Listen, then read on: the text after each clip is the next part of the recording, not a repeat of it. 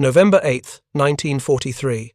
Obergefreiter Klaus Hartmann stands at his 88mm Flak 36 gun position outside Bremen, watching the western horizon turn black. He's been manning anti-aircraft defences for 2 years, since 1941, when the occasional British bomber raid seemed manageable, almost sporting.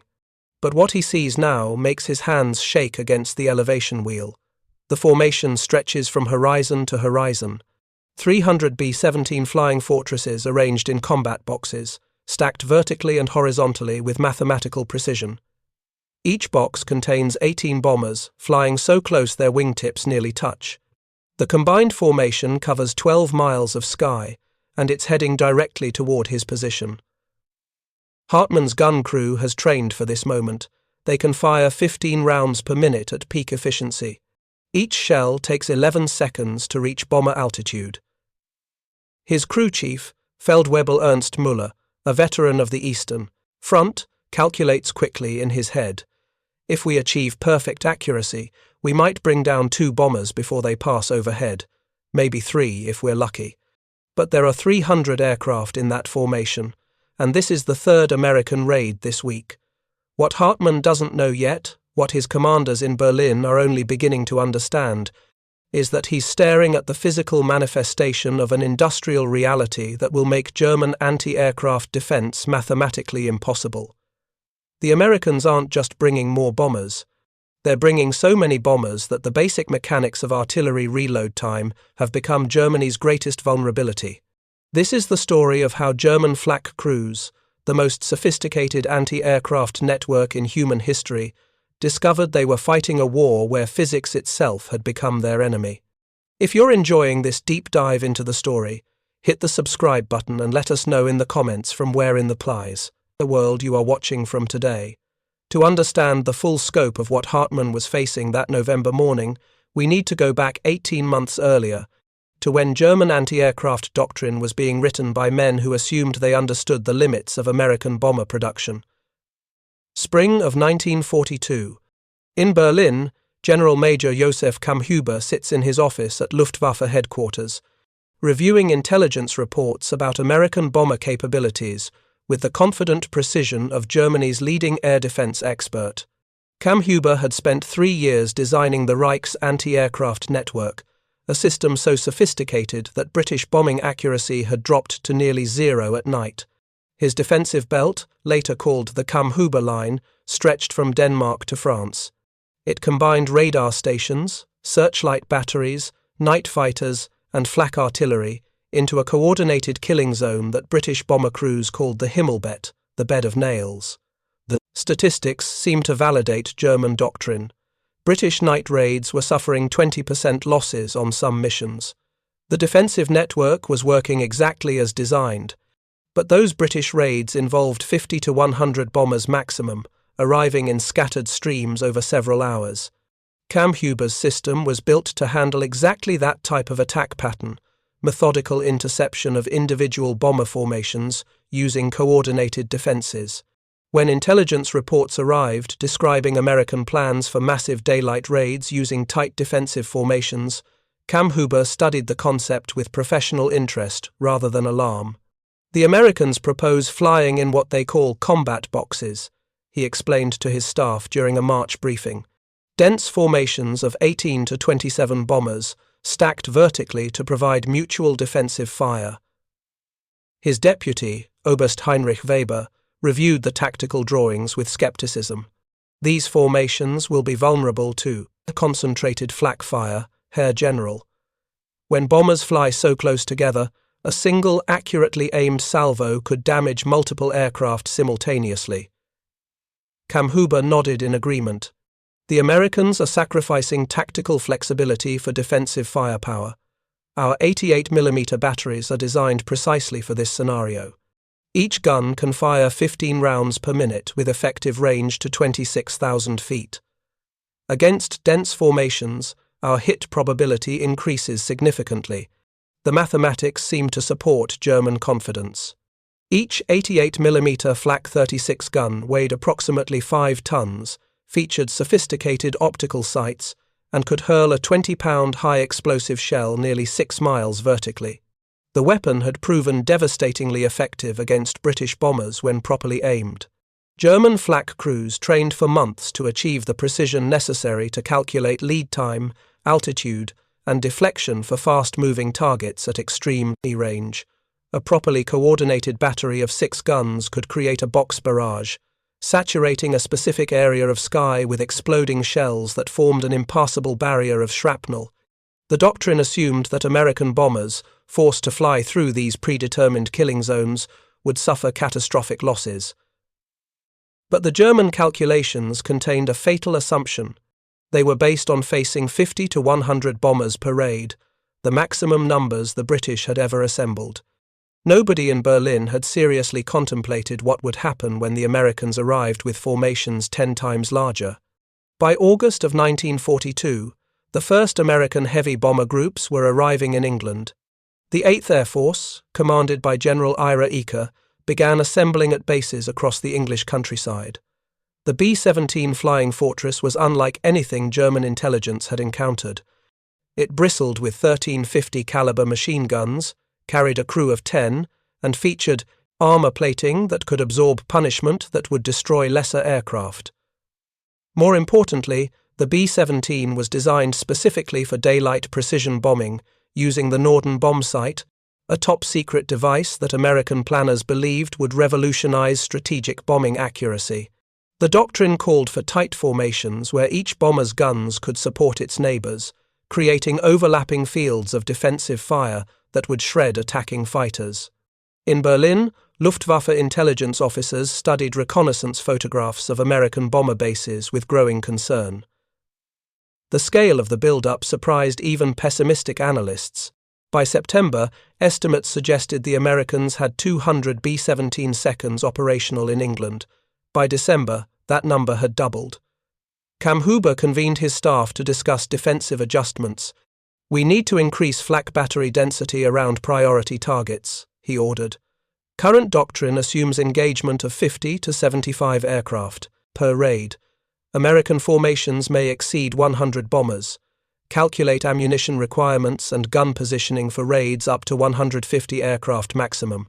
The staff officers began their calculations, unaware that they were planning for a threat 5 times smaller than what was actually coming. The fundamental problem wasn't German engineering or tactical doctrine. It was imagination. Nobody in the Wehrmacht High Command could conceive of bomber formations so massive that reload time would become the limiting factor in defensive effectiveness. The first hint of what was coming arrived on January 17, 1943, when 91 B-17 seconds attacked the submarine pens at Wilhelmshaven.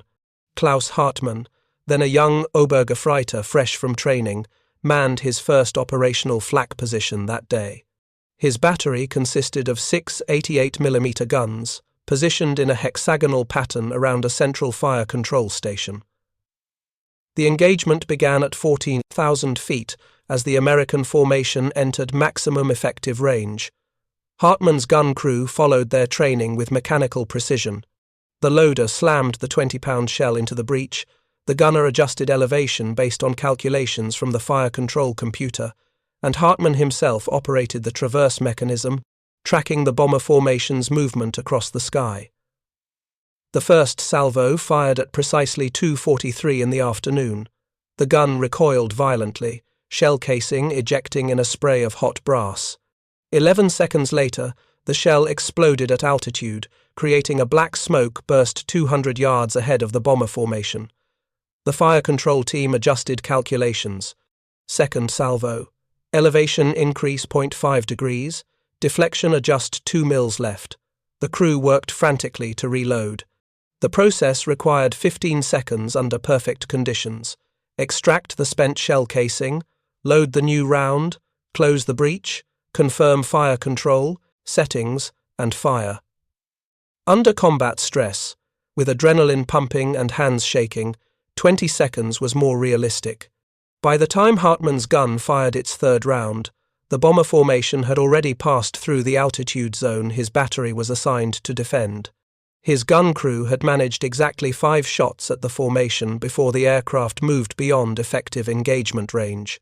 None of their shells achieved direct hits, though several near misses damaged one B-17's tail section. After the raid, Hartmann's battery commander reviewed their performance with grim satisfaction. 5 rounds fired, probable damage to one enemy bomber, he announced during the debriefing. Performance is adequate given formation density. Battalion headquarters will note our successful engagement. But Ernst Müller, Hartmann's gun chief, was already calculating different mathematics. Herr Oberleutnant, he ventured carefully during the debriefing, we engaged 91 bombers with 6 guns. Total, shots fired, 30 rounds across all guns. Even if every shell had achieved direct hits, we could have damaged only 30 aircraft maximum. The formation still had 61 bombers remaining. The battery commander waved away Müller's concern. You're assuming we're the only guns engaging. Every flak battery in the defensive belt fires simultaneously. Collectively, we create an impassable barrier. Müller didn't argue, but he had reviewed the tactical maps. The entire Bremen defensive sector contained 42 88mm guns. Assuming perfect coordination and accuracy, that meant perhaps 200 rounds fired at the American formation during its bombing run. 200 shells against 91 bombers. The mathematics worked only if German gunners achieved hit rates far above what combat experience suggested was realistic. And that was against a formation of 91 aircraft. What if the Americans brought 200 bombers? What if they brought 300? Over the following months, American raid sizes increased with alarming consistency. In February, 130 B-17 seconds hit Bremen. In March, 160 bombers attacked Stuttgart. By April, raids of 200 aircraft were becoming routine. Each time, Hartmann's gun crew fired their 15 rounds per minute, watched their shells explode in black smoke bursts around the formation, and saw perhaps 1 or 2 bombers fall from the sky.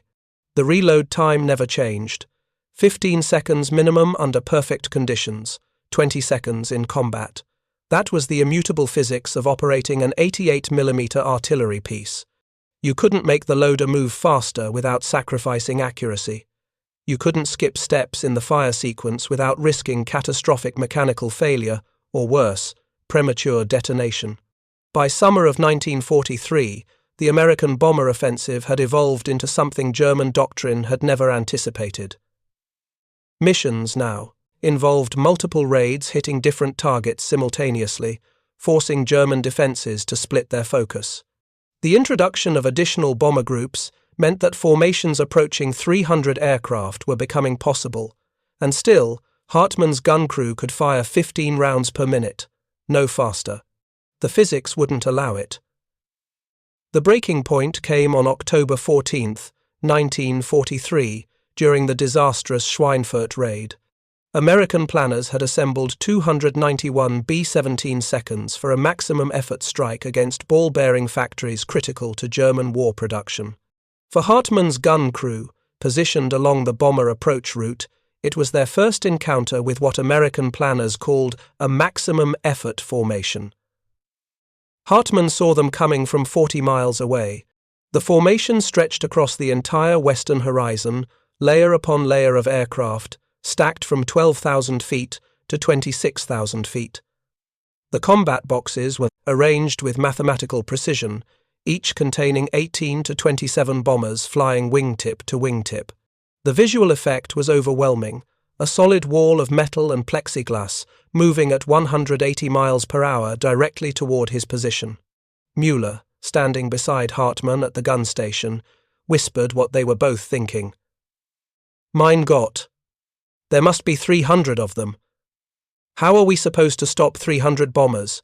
The fire control station began calling out coordinates even before the formation entered maximum range. Battery prepare for sustained engagement.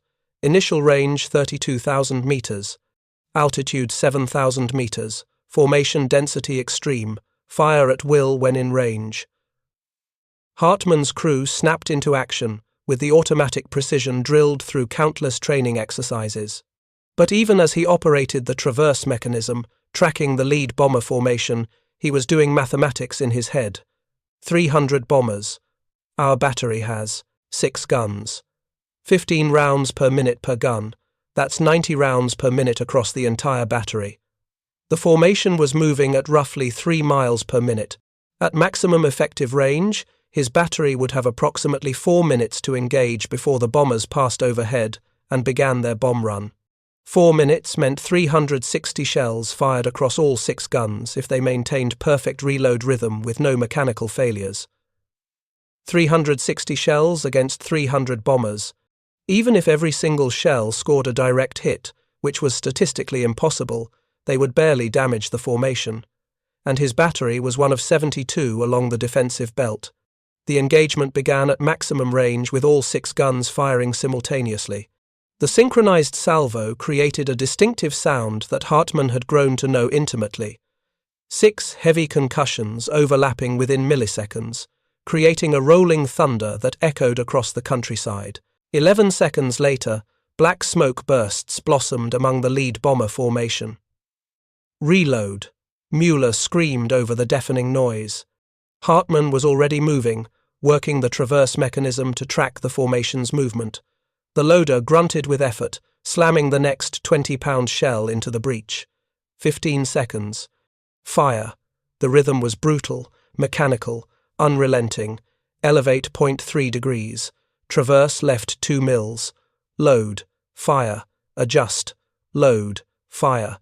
Hartmann's world contracted to the iron sights, the elevation wheel, the endless cycle of loading and firing. Sweat poured down his face despite the October cold. His hands were raw from operating the traverse mechanism. His ears rang from the concussion despite the cotton wadding stuffed deep in the ear canals. And still the bombers came. 1 minute into the engagement. 90 shells fired across the battery. Hartmann saw one B-17 trailing smoke from its No. 3 engine, falling behind the formation. Possibly his shell, possibly another gun's. Impossible to know. 2 minutes, 180 shells. Another bomber fell, spiraling toward Earth with its tail section shredded. The gunner beside him shouted triumphant curses at the falling aircraft. But Hartmann's eyes were fixed on the formation. They damaged perhaps 3 bombers, maybe 5 if he counted the aircraft showing visible damage but still maintaining formation. The remaining 285 bombers were untouched, and they were nearly overhead now, beginning their bomb run. 3 minutes, 270 shells. Hartmann's arms burned from operating the traverse mechanism. The loader was gasping for breath, struggling to maintain the brutal 15-second reload cycle. The barrel was overheating, causing the optical sights to shimmer with rising heat waves that made precise aim nearly impossible, and the sky was still black with bombers, layer after layer stretching to the horizon. For every aircraft they damaged, 50 more flew on untouched. The mathematics were becoming horrifyingly clear. They couldn't reload fast enough. It wasn't a matter of training or courage or determination. It was simple physics. You could only load, aim, and fire an 88mm gun so quickly, and no amount of German precision engineering could overcome that fundamental limitation. The bombs began falling at precisely 3 minutes 40 seconds into the engagement. Hartmann heard them before he saw them, a distinctive whistling scream that grew rapidly louder. He abandoned his gun station instinctively, diving for the reinforced bunker as the world exploded around him. The first stick of bombs impacted 600 meters away, erupting in massive fountains of earth and shrapnel. The concussion knocked Hartmann off his feet even inside the bunker. His ears popped from the pressure wave. Dust and debris rained down, turning the air into a choking fog. The bombing run lasted 4 minutes. 4 minutes of continuous detonations as 291 bombers released their payloads in carefully staggered patterns. The earth itself seemed to convulse under the impact. Hartmann crouched in the bunker, hands pressed over his ears, watching through the observation slit as his world was systematically destroyed. When the detonations finally ceased and the surviving bombers departed toward the west, Hartmann emerged from the bunker to find his gun position largely intact, but his understanding of the war fundamentally shattered. His battery had fired approximately 340 rounds during the engagement. They had probably damaged 6 bombers, possibly destroyed 2. 285 B-17 seconds had bombed their target and flown home. The mathematics were undeniable. Even if every German flak battery along the defensive belt had performed perfectly, they couldn't have prevented the raid. There simply weren't enough guns, and the guns they had couldn't fire fast enough to matter against formations of this density. Müller found Hartmann sitting on an ammunition crate, staring at the western horizon where the bomber formation had disappeared. The gun chief's face was grey with exhaustion and something else, the first hint of the realization that was beginning to spread through German anti-aircraft crews across the Reich. "We fired faster than we've ever fired," Müller said quietly, his voice hoarse from shouting commands. Every gun in the battery performed perfectly, and it changed nothing. They still bombed the target. They still flew home. Most of them didn't have a scratch. Hartmann nodded slowly, unable to find words for what he was feeling.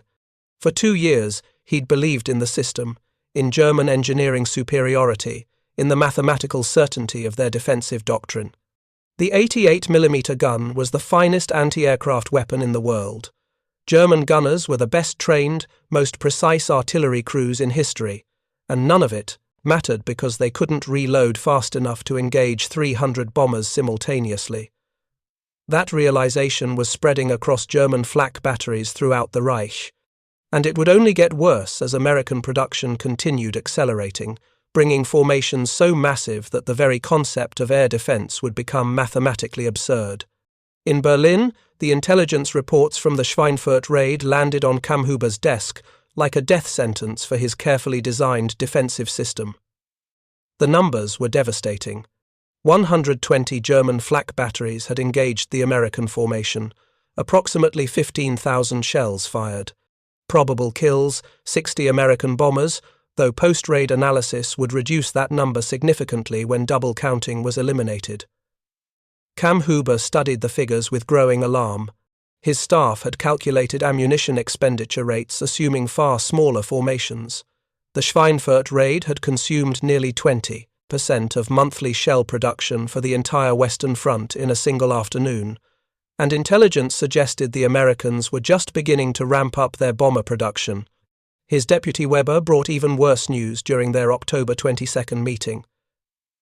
"Herr General, we have projections from industrial intelligence regarding American bomber production. The estimates are disturbing." "How disturbing?" Kammhuber asked, though he already suspected the answer would be catastrophic. Weber opened his briefing folder with shaking hands. "American industry is currently producing approximately 16 B-17 bombers daily. That number is expected to increase to 25 per day by mid-1944. At that rate, they can replace the 60 bombers we shot down at Schweinfurt in less than 4 days. The room fell silent as the implications settled over the assembled officers like poison gas. Kammhuber did the mathematics in his head, mathematics that would haunt him for the rest of the war.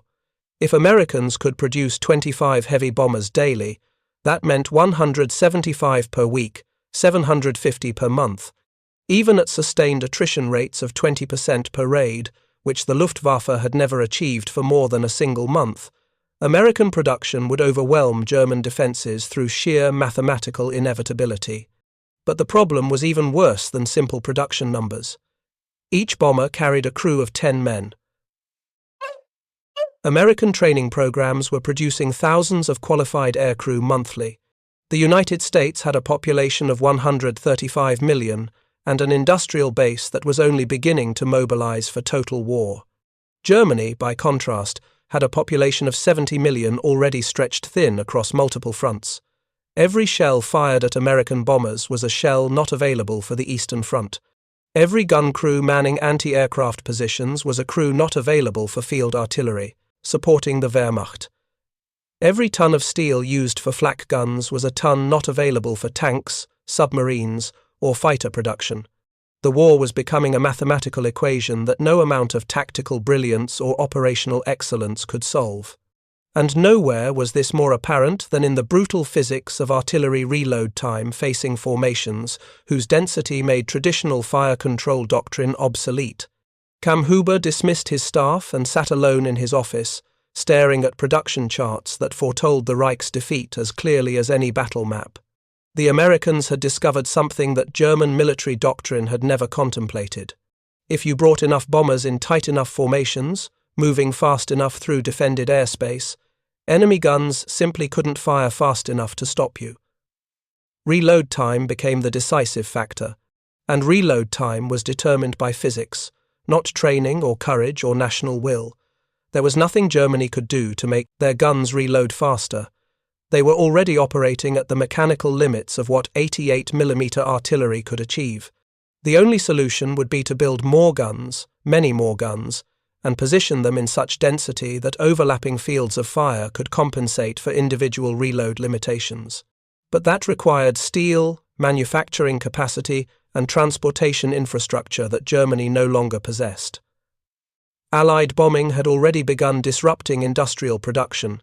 The Eastern Front consumed vast quantities of artillery and ammunition. Resources simply weren't available to expand flak defenses on the scale necessary to counter American bomber density. Germany was trapped in a mathematical vice that tightened with each passing month as American production continued its exponential acceleration.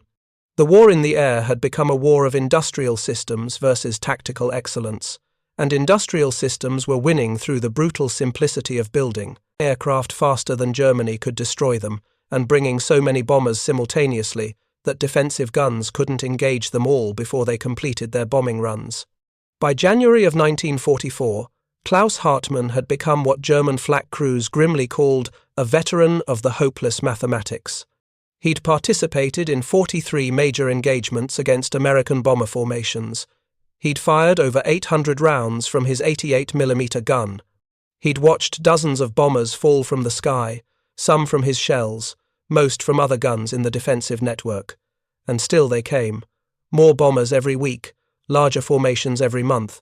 The mathematics that had seemed merely unfavorable after Schweinfurt were becoming absolutely impossible as American production reached levels that German intelligence officers initially dismissed as Allied propaganda. The transformation was visible in the morning briefings. In late 1943, battery commanders still spoke about inflicting unacceptable losses on American formations. By early 1944, the language had shifted to minimizing damage to German infrastructure and preserving ammunition for priority targets. Nobody talked about stopping the raids anymore. That possibility had vanished into the realm of fantasy. Hartmann's battery commander, Hauptmann Friedrich Vogel, made the new reality explicit during a February staff meeting. "Gentlemen," he announced to his assembled gun crews, "our mission has changed. We are no longer attempting to prevent American bombing raids. That is mathematically impossible given current formation densities. Our objective is now to shoot down enough bombers to make the Americans pay a price for every raid, to slow their offensive tempo, and to defend the most critical industrial targets." The words hung in the cold air of the briefing room like an admission of defeat. Ernst Müller raised his hand with the careful deference of a junior NCO, questioning a superior officer. "Herr Hauptmann, if we cannot stop the raids, and American production allows them to replace losses within days, are we achieving any strategic objective?" Vogel's face tightened, but he answered honestly. "We are buying time for German industry to develop weapons that might change the strategic balance.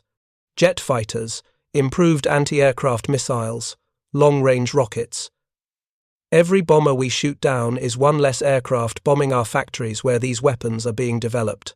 It was circular logic that everyone in the room recognized, but nobody dared articulate. The factories developing advanced weapons were themselves being systematically destroyed by the bombers. The weapons were supposed to stop.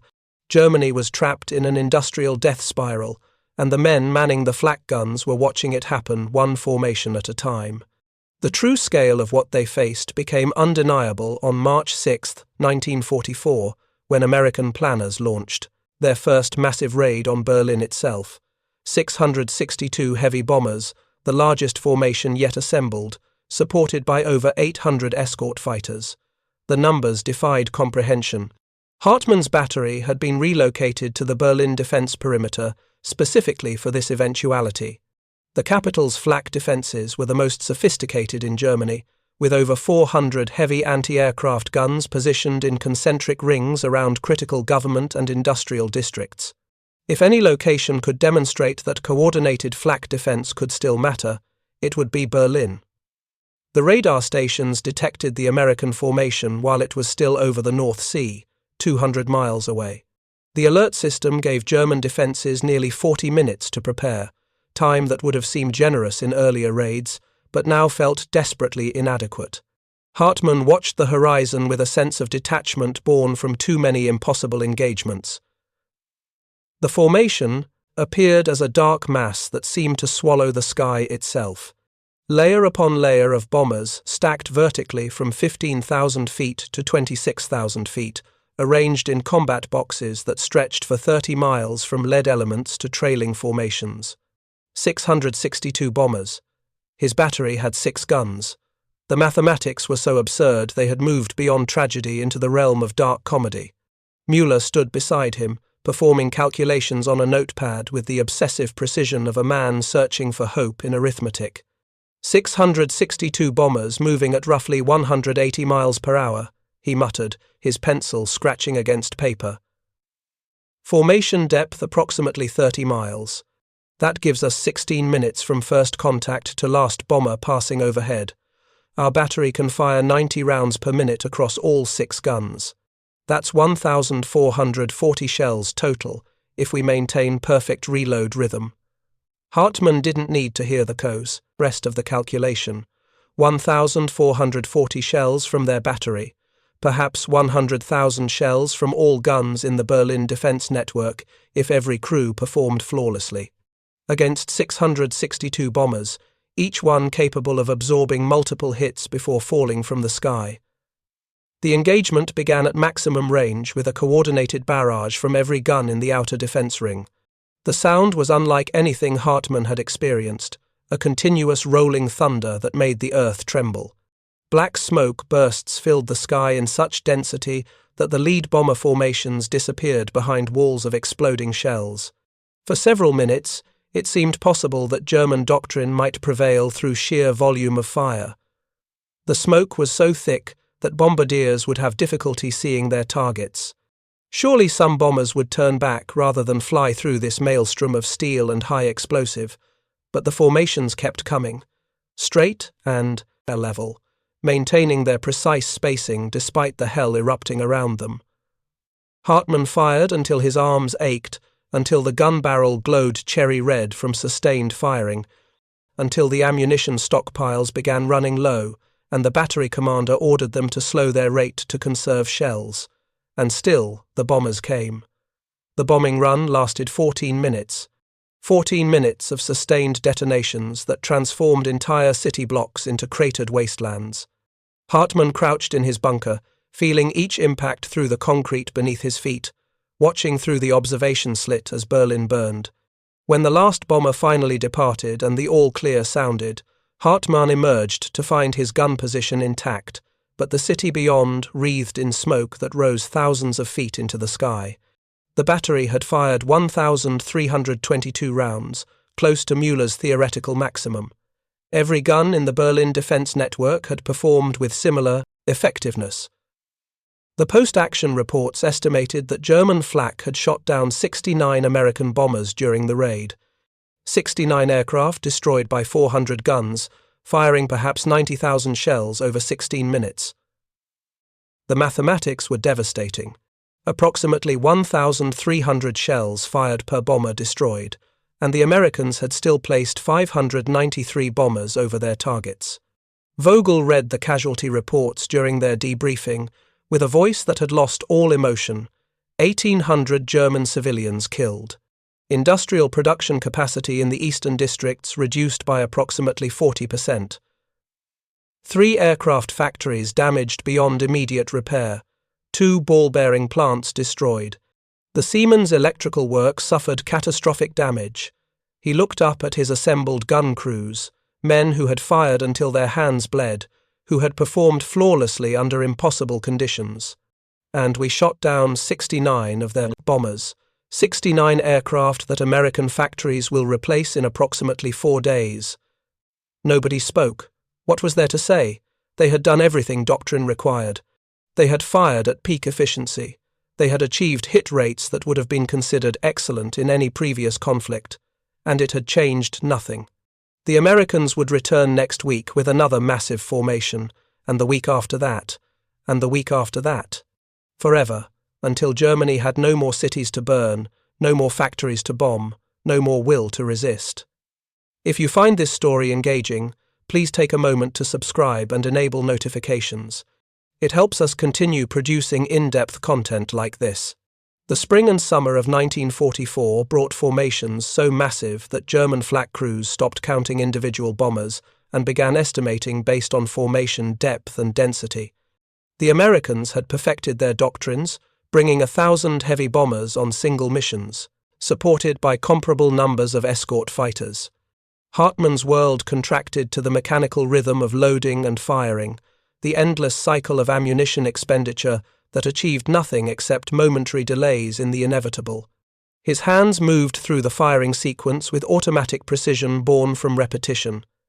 Elevate, traverse, load, fire, watch the shell explode, calculate the miss distance, adjust, load, fire. The personal toll was measured not in physical injuries, but in psychological erosion.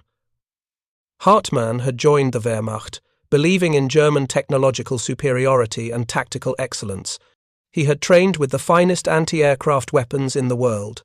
He had served alongside the most skilled artillery crews in military history, and every day he watched the sky turn black with American bombers that his guns could not stop because physics itself had become the enemy.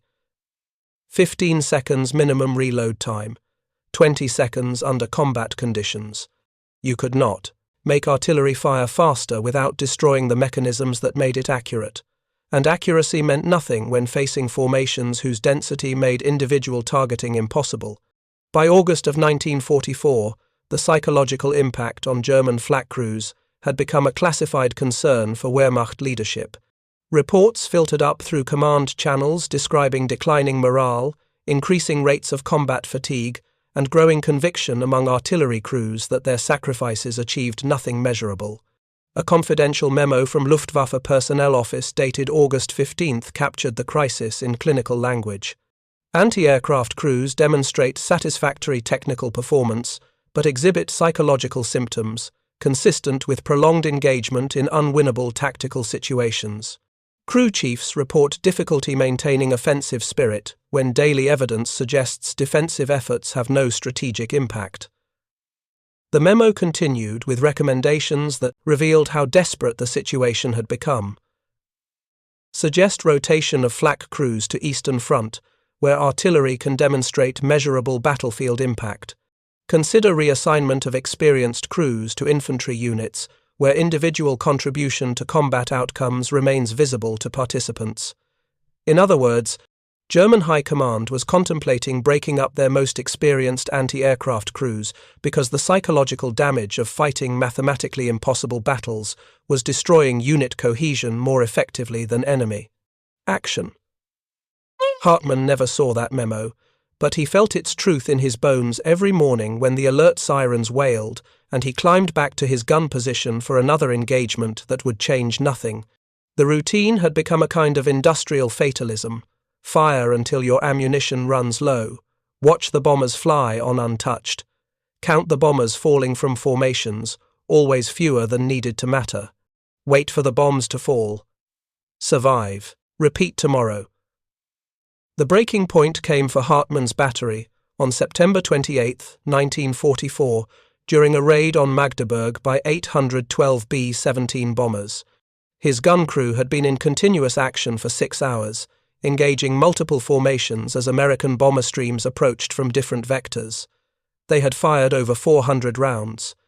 They had definitely damaged 6 bombers, possibly destroyed 2. And still the formations kept coming, wave after wave of aircraft that filled the sky with such density that the horizon disappeared behind walls of metal and plexiglass. Hartmann was operating the traverse mechanism on their 147th round of the day when something inside him simply broke. Not his body, which continued moving through the firing sequence with mechanical precision, but something deeper, some fundamental belief in the purpose of his actions, shattered like glass under too much pressure. He continued firing because stopping was unthinkable. He continued loading and adjusting and tracking targets because discipline and training ran deeper than conscious thought, but he knew with absolute certainty that nothing he did mattered. They were actors in a performance whose outcome was predetermined by industrial mathematics beyond their control. Mueller saw it happen, recognized the look in Hartmann's eyes because he'd seen it in mirrors for months. After the raid ended and the guns fell silent, he found Hartmann sitting on an ammunition crate, staring at his hands. "How many shells have we fired?" Mueller asked quietly. Since we started manning this gun in 1943, Hartmann had kept meticulous count in a notebook he carried in his breast pocket. 9,372 rounds, he answered. We've probably damaged 200 aircraft, possibly destroyed 30, maybe 40 if we count all the probables. And tomorrow, Mueller said, the Americans will bring another 1,000 bombers, and the day after that, and the day after that, because they build aircraft faster than we can destroy them, and they bring so many simultaneously that we cannot reload fast enough to engage them all. It was the first time either man had spoken the truth aloud. The acknowledgement hung between them like a shared secret, simultaneously forbidden and liberating. They were fighting a war where mathematics had replaced tactics, where industrial capacity determined outcomes more than skill or courage, and where the simple physics of artillery reload time had become Germany's insurmountable weakness. Across German flak batteries, similar conversations were happening in hushed tones when officers weren't listening.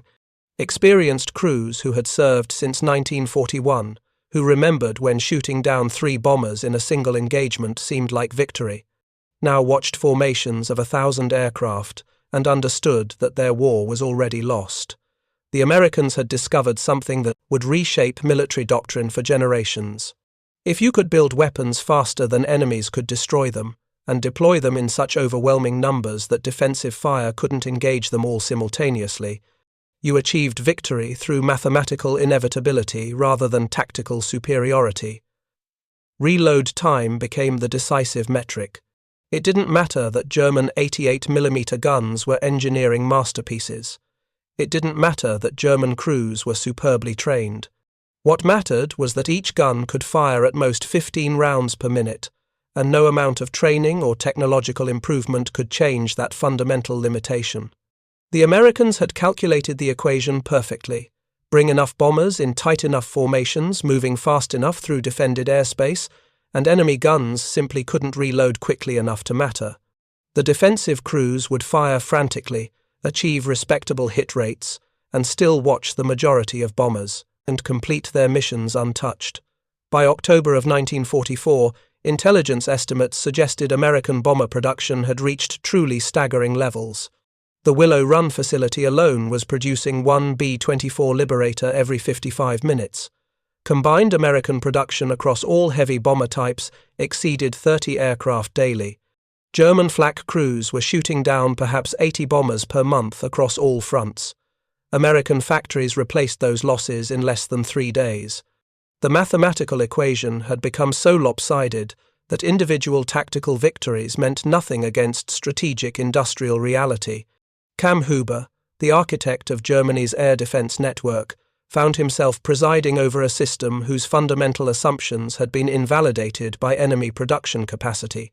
His carefully designed defensive belt, his coordinated radar and flak batteries, his sophisticated fire control procedures, all of it had been designed for a different war against a different enemy. He had built defenses to stop 50 to 100 bombers per raid. The Americans were bringing 1,000. He had calculated ammunition requirements based on traditional engagement mathematics. The Americans had changed the equation by bringing formations so dense that reload time became the limiting factor rather than accuracy or firepower. In his Berlin office, surrounded by reports documenting the systematic destruction of German industrial capacity, Kammhuber finally acknowledged what his gun crews had known for months. A memo dated November 2, 1944, buried in Luftwaffe archives, contains his admission of defeat in carefully sanitized military language. Current defensive doctrine assumes engagement of enemy bomber formations at rates consistent with historical precedent.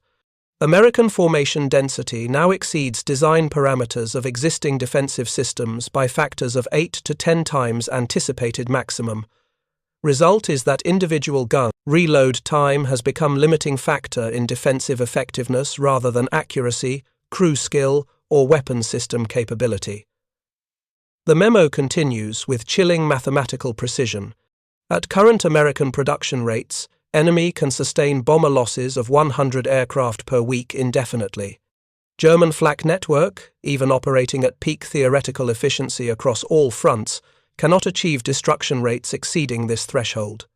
Therefore, strategic air defense of the Reich is not achievable through existing methods regardless of tactical improvements or resource allocation. It was a death sentence written in bureaucratic language.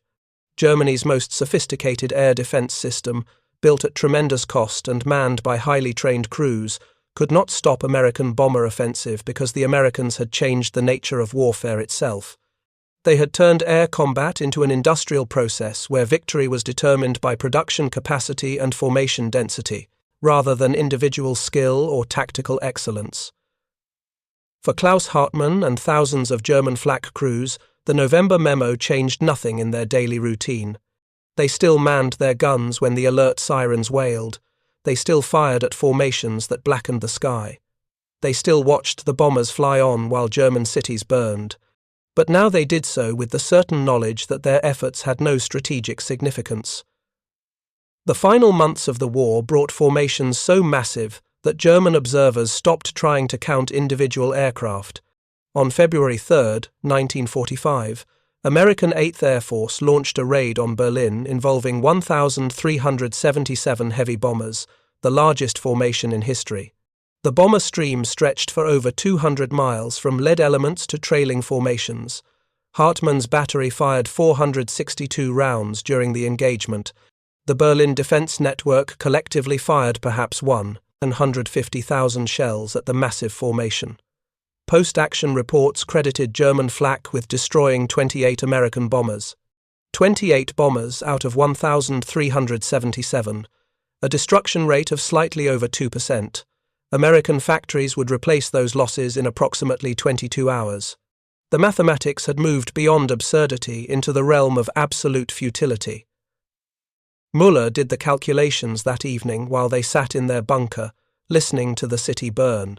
150,000 shells to destroy 28 bombers, he said, his voice hollow with exhaustion. That's approximately 5,300 shells per bomber destroyed. At that rate, we would need to fire 7 million shells to stop a formation of this size. Germany's total annual shell production for all artillery types, flak and field guns combined, was approximately 12 million rounds. Stopping a single American maximum effort raid would consume over half the Reich's annual artillery ammunition production. Hartmann laughed, a sound without humor or hope. They could bring this many bombers every week, he observed, and we could fire every shell in Germany's stockpiles. And it wouldn't matter, because they build aircraft faster than we build ammunition. It was the final equation of the air war. American industrial capacity had grown so vast that Germany couldn't build ammunition fast enough to shoot down bombers that were themselves being built faster than German factories could produce shells. The entire system had collapsed into mathematical absurdity, where defensive efforts only highlighted the impossibility of defense. The war ended for Hartmann's battery on April 18, 1945, not through enemy action, but through simple exhaustion of purpose. The ammunition stockpiles were nearly depleted. Berlin was surrounded by Soviet forces from the east and American forces from the west. Fired over 12,000 rounds at American bombers now sat silent, awaiting an enemy that would arrive on the ground rather than from the sky. Hartmann sat at his gun position for the last time, running his hands over the controls he had operated through 2 years of impossible battles. Elevate, traverse, load, fire. The sequence was burned into his muscle memory so deeply that his hands moved through the motions automatically even without shells to fire. Müller found him there at sunset, silhouetted against the burning city. "We received orders to abandon the position," he said quietly. "The battery is being disbanded. Gun crews will report to infantry units for final defense of the capital." Hartmann nodded without looking away from his gun. "We fired 12,264 rounds from this position," he said. "We damaged perhaps 300 bombers, destroyed maybe 50, and they kept coming. Every day, they kept coming. More bombers than the day before. Formations, so massive that counting became meaningless." He finally looked at Müller, his face aged far beyond his 24 years. "We had the finest anti-aircraft guns in the world. We were the best-trained artillery crews in military history, and it meant nothing because we couldn't reload fast enough to engage them all. Physics defeated us more completely than any enemy tactics." The two men stood in silence as darkness fell over Berlin, watching the western sky where American bombers had appeared so many times before. But tonight, the sky was empty. The Americans didn't need to bomb Berlin anymore. There was nothing left worth destroying. The city was already dead, killed not by individual raids but by the cumulative weight of industrial mathematics that made defense impossible. After the war, Allied bombing surveys attempted to quantify the effectiveness of German flak defences. The statistics revealed the full scope of what Hartmann and his comrades had faced. German flak units, across all fronts and throughout the entire war, fired approximately 3 billion rounds of anti-aircraft ammunition. This massive expenditure resulted in approximately 21,000 Allied aircraft destroyed, roughly half of all Allied bomber losses during the European War. 3 billion shells to destroy 21,000 aircraft, approximately 143,000 shells fired per aircraft destroyed. The numbers validated everything German gun crews had experienced. Their weapons worked as designed, their training was excellent, their tactical execution was professional. But they were facing an enemy that could absorb these losses and continue operations because industrial production exceeded destruction rates. More significantly, the surveys revealed the mathematical relationship between formation density and defensive effectiveness. When American bomber formations exceeded 500 aircraft, German flak effectiveness dropped precipitously. Not because German accuracy declined, but because reload time limitations meant that individual guns simply couldn't engage enough targets during the brief window when formations passed through defensive zones. The 88mm gun could fire 15 rounds per minute under perfect conditions. Against a formation of 500 bombers moving at 180 miles per hour, each gun had approximately 5 minutes to engage before the formation passed beyond effective range. That meant 75 shells maximum per gun per engagement. German defensive doctrine called for achieving at least 3 hits per bomber to ensure destruction. Therefore, each gun could theoretically destroy 25 bombers per engagement if every shell hit its target. But combat hit rates for anti-aircraft fire averaged approximately 2% across all forces and all conflicts. At 2% accuracy, each gun would land 1.5 hits per engagement against a 500 bomber formation. Damage, perhaps, but not destruction. To achieve the 3 hits per bomber necessary for assured destruction, German defences would have needed gun density approximately 7 times higher than what existed even in heavily defended areas like Berlin. Building 7 times more guns would have required steel, manufacturing capacity, and transportation infrastructure that Germany did not possess. Even if the resources had been available, positioning that many guns around each priority target would have required millions of additional trained crew members who simply didn't exist. The Americans had discovered the mathematical limit of anti-aircraft defense and then deliberately exceeded it through industrial capacity. They had calculated exactly how many bombers could overwhelm defensive reload times, then built production systems capable of fielding formations that large routinely. It was warfare reduced to pure mathematics, and the side with greater industrial capacity had won before the mathematics' first shot was fired. Klaus Hartmann survived the war and eventually immigrated to the United States in 1952, settling in Michigan where he found work as a machinist. In 1978, A historian interviewing German veterans located him and recorded his reflections on his years manning flak guns. The interview, preserved in the Imperial War Museum archives, captures the lingering psychological impact of fighting mathematically impossible battles. "We knew we were losing by early 1944, Hartmann recalled, his English carrying the careful precision of someone who learned the language as an adult. Not because we were performing poorly, but because we could calculate the mathematics. American production exceeded our destruction rates by factors of 10 or more. We were firing as fast as humanly possible, and it changed nothing." The interviewer asked what lesson Hartmann had drawn from his experience. Hartmann's answer revealed a man who had spent 30 years contemplating the nature of modern warfare. In previous wars, courage and skill could overcome material disadvantages. A smaller force, with better training, could defeat larger numbers through tactical excellence. But modern industrial warfare is different. When one side can produce weapons faster than enemies can destroy them, traditional military virtues become irrelevant. Victory goes to whichever nation has the larger factories and more abundant resources. He paused, choosing his next words carefully. "We were manning the finest anti-aircraft guns ever designed, operated by excellently trained crews, positioned in sophisticated defensive networks. And we lost because physics limits how fast artillery can reload, and the Americans brought more bombers than we could physically engage before they flew past our positions. No amount of courage or skill could overcome that mathematical reality."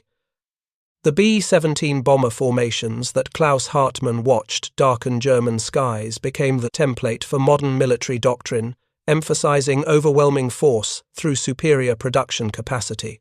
American strategic planning throughout the Cold War was based on the lessons learned over Germany in 1944.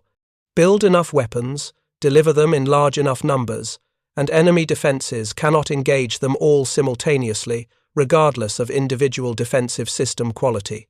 The principle shaped nuclear deterrent strategy, where both superpowers built arsenals so large that no defensive system could intercept all incoming warheads. It influenced conventional force planning, where NATO doctrine emphasized massing sufficient forces to overwhelm Soviet defenses through numerical superiority. The mathematics of reload time versus target density became fundamental to military education worldwide. But the human cost of discovering these principles is often forgotten in strategic analyses.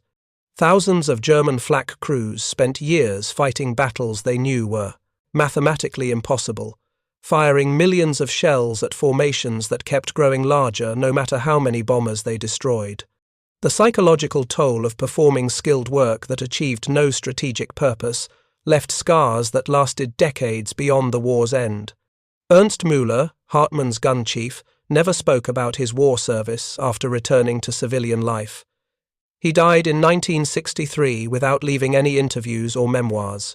Friends recalled that he would sometimes freeze at loud noises, his hands moving through half-remembered motions that looked like operating a traverse mechanism on an anti-aircraft gun that existed only in memory.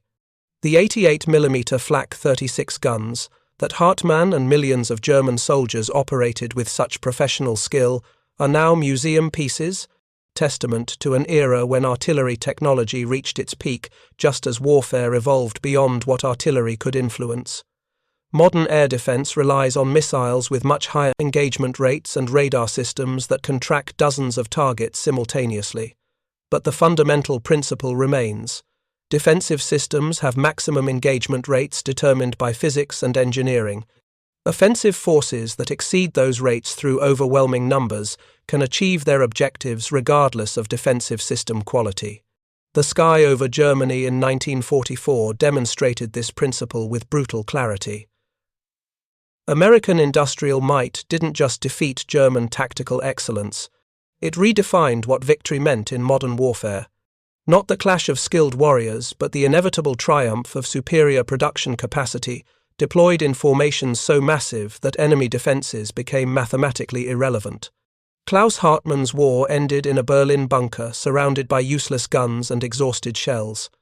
But the lessons written in the skies above Germany during those terrible months shaped military doctrine for generations.